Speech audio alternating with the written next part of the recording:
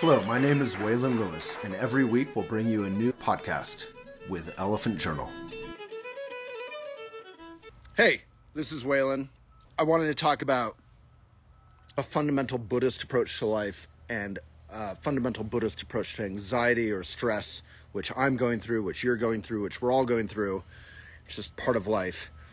And there's two ways to approach it, both of which are rational and make sense, but only one of which really leads to relaxation and empathy and love and all that. So personally, in my life, I practice that all the time. I fail at it all the time. It's called a practice for a reason, like basketball practice. You miss half your shots or more.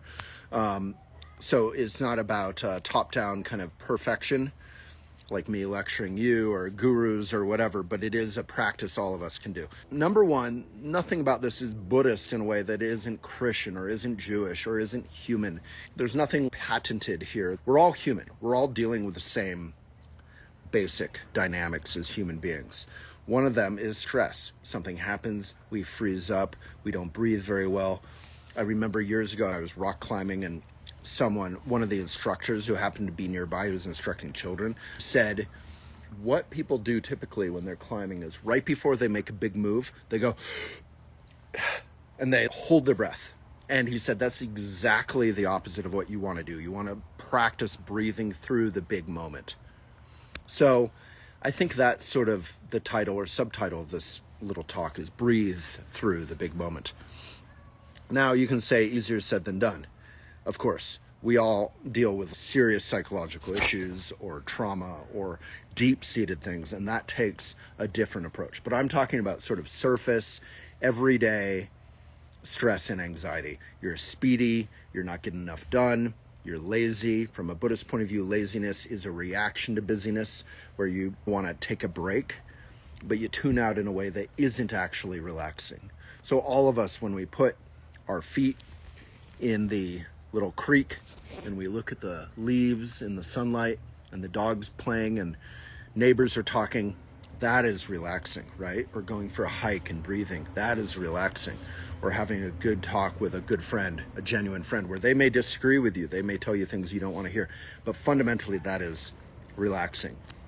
Whereas just kind of tuning out and laying, as I often do, like at 45 degrees on the couch and just watching crap TV or, kind of avoiding what we have to do and just being kind of confuddled in our brains. Our brains are a big swamp, a morass of vagueness. That is actually not relaxing. It's just the other half, busyness and laziness. Busyness is, we can Swiss cheese it, right? We can put moments of space in our busyness. So whenever we're busy, you can just take a moment and look at a leaf. You can take a moment and look at a detail of architecture or even a piece of trash on the subway floor. Just take a moment and really look at something. Look at it, your fellow human being. Really look and stare at something for longer than a few seconds. And typically what happens is you get very present with that thing. And then your mind flips out of your busyness and your mind becomes present.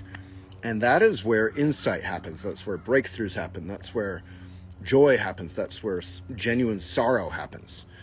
And why is sorrow a virtue? Because crying or opening up, feeling vulnerable and messy and raw, if we can stick with it and rest in it, is how we heal. And instead of lubricating our life with alcohol or drugs or speediness or doom scrolling on Instagram or TikTok or whatever, we can engage in our life directly. The fundamental Buddhist approach to stress and busyness is to lean into it, is to discuss it, is to be open about it, is to meditate and train our mind again and again to come present instead of being wrapped up in our storylines. There is a place for intelligent contemplation and thinking, but it isn't the kind of habit trail round and round and round and round storylines. We can sink beneath that. Like surfers, when a big wave comes, they often will dive beneath it. And the ocean's still right there. We've all heard these analogies, but it's practical, it's pragmatic. We can meditate every day. We can take a good posture, eyes open, find our breath.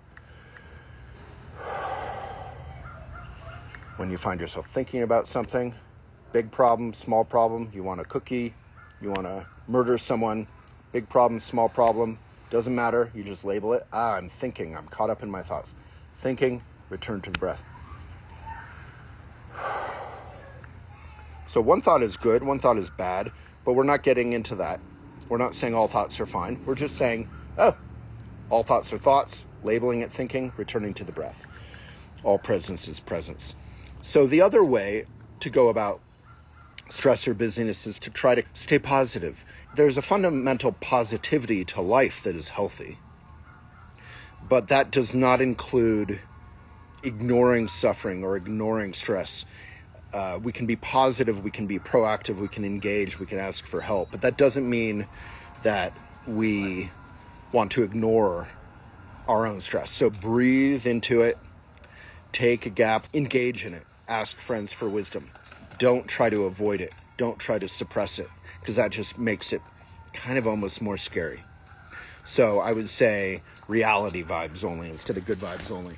So I hope that's helpful. Try to rest in reality and breathing, in empathy for yourself and for others and our planet, instead of just kind of pushing away or suppressing.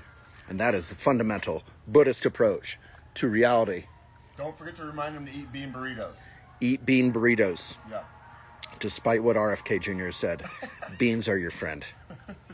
All right. Thanks, everyone.